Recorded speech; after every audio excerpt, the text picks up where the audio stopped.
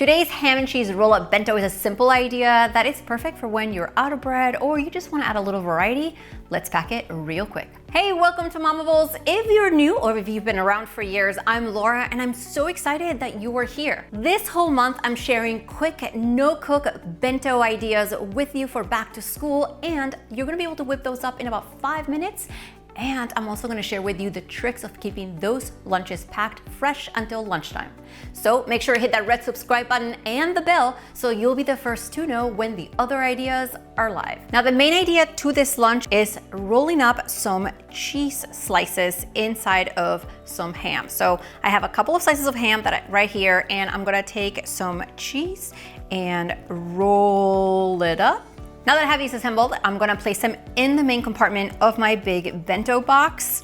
I also have some leftover corn from dinner, but a lot of kids like frozen veggies like peas and frozen corn. You can always pack them in a little small lidded container and put on a lid or in a separate compartment of the bento box. So I'm also gonna place that right here in the middle. The key to keeping everything fresh until lunch and making sure your crackers don't get soggy is to place them in a separate compartment of the bento box. Once you seal this compartment with the lid, the moisture from the ham, cheese, or any other ingredients is not gonna go over into the crackers, so at lunch they'll stay nice and crisp. If packing lunches is a struggle, I also have this free printable lunchbox builder for you in the description box that's gonna help you build really quick lunches by mix and matching ingredients that you already have on hand. Now, to finish off this lunch, I'm going to place some strawberries and blueberries in this other compartment and put on my lid, and it's ready to go in my refrigerator. You can pack it up to the night before, and in the morning, you just have to grab that lunch,